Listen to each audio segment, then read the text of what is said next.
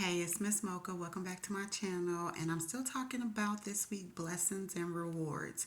And so today I'm going to read out of Deuteronomy chapter 11. Now, I've read out of this before, but I don't think I broke it down all the way like I am going to do today. So, yes, this was Moses talking to the children of Israel, telling them how to get blessings. And so you get blessings by being obedient. Okay, that is it. You get the blessings for your obedience. Okay, and so I'm gonna read. It's chapter 28, verses 1 through 13, and then I'll come back and I'll break it down out of the New Living Translation just because it helped me explain a little bit better. But as you know, I'm reading out of the King James version, so I'll start there. But okay.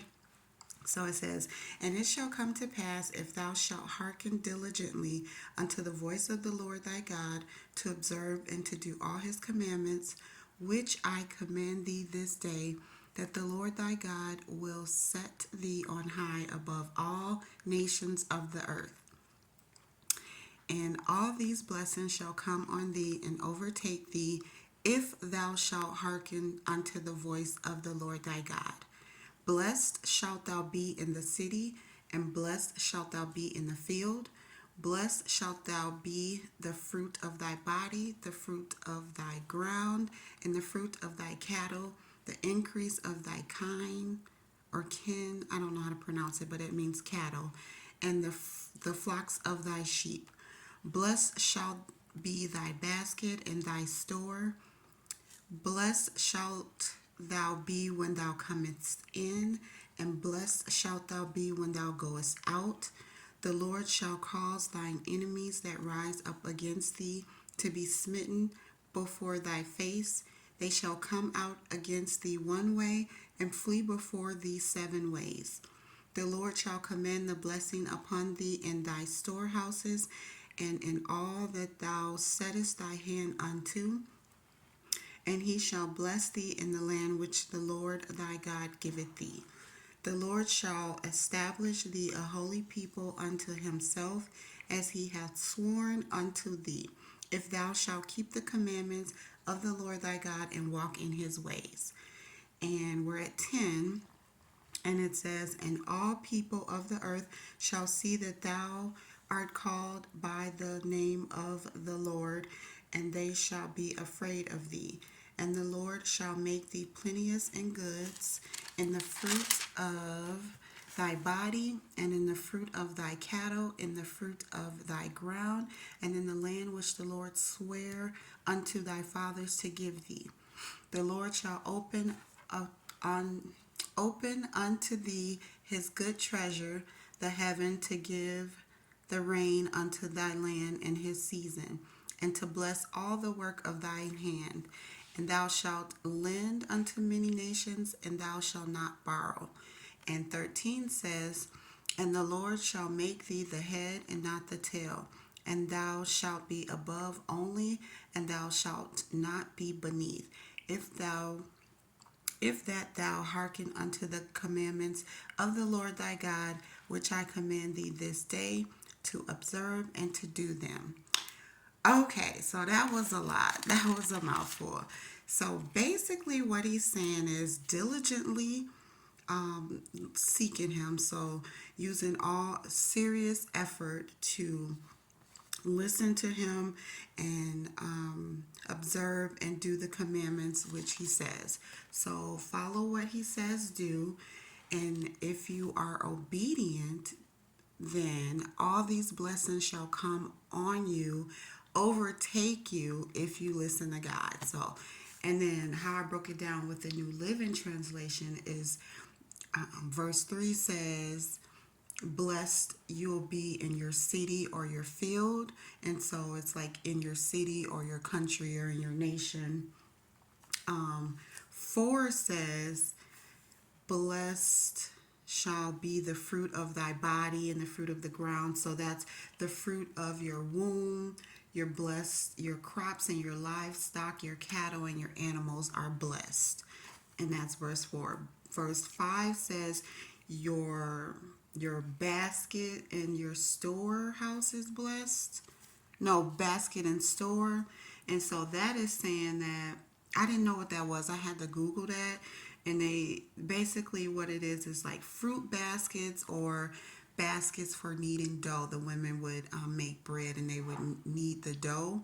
And so that's what God is saying. Those baskets, fruits baskets, and kneading dough bowls will be blessed as well. And then verse 6, you're blessed when you come in and you blessed when you go out, which means that everywhere you go, whatever you do, you're going to be blessed. Okay, and 7, about the enemies, yes. So this is basically saying he takes care of your enemies. The enemy will try to attack you from one way, but they'll end up scattering from you 7 ways. So he definitely makes sure that the enemies are defeated for you. And so 8 says that you're blessed in your barns and workplace. So let's see. Storehouses, that's where I was getting at. So the storehouses, I didn't know what that was neither. So it's like barns, or because back in the day all they had was fields and stuff. So they were farmers, with the cattle and the livestock and stuff. So now we can just say, use it as saying our home or our workplace, and everything that we do is going to be blessed.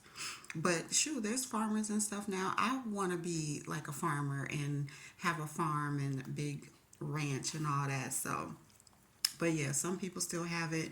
Some don't. If you don't, then he's more so talking about your workplace, your home, and everything that you do. You're going to be blessed. Um, and so also you're blessed in the land the promised land that he gives us. So we're going to be blessed in our land. Okay, and then we are at 9.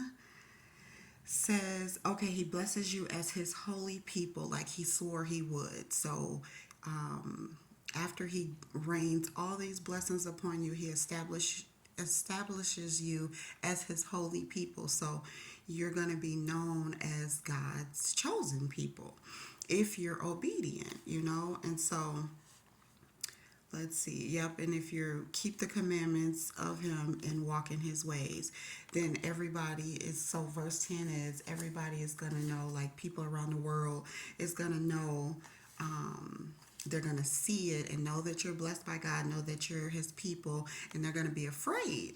So the New Living Translation said that afraid in this perspective means in awe of you or have respect for you, but the King James says afraid. And so either way, I feel like they're going to be afraid, they're going to be in awe of you, and they're going to have the respect. So yeah. And then 11 is giving you abundant prosperity. So it says plenteous and good. So that's abundant prosperity in having children, abundant and numerous animals, and abundant crops for the land, lots of crops. And then you'll be in that promised land that God promised he would give you. So he's going to give you the land. He's going to bless it. Blesses everything, blesses your children, blesses your body, blesses the animals, the bread, the bowls, everything. You're going to have unlimited abundance of everything, and you're blessed in everything that you do. You're blessed in everywhere that you go. And then where else? Where are we at? 12. And so he'll bless you with the rain from the heavens. That's what he calls his good treasure. And it'll come at the right time to keep, your crops growing, your land healthy.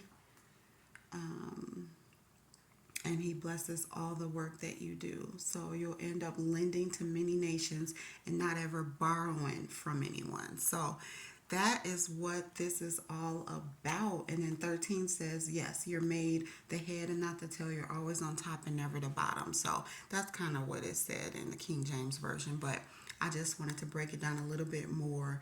But basically, if you are obedient, you're blessed in everything that you do, everywhere that you go. All your crops, all your livestock, all your work, all your home, children, animals, pets, everything is blessed.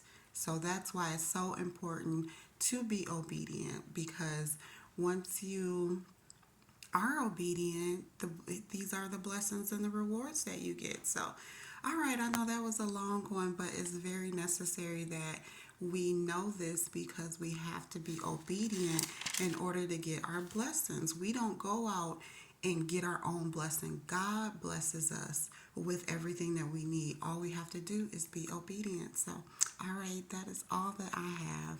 Thanks for listening.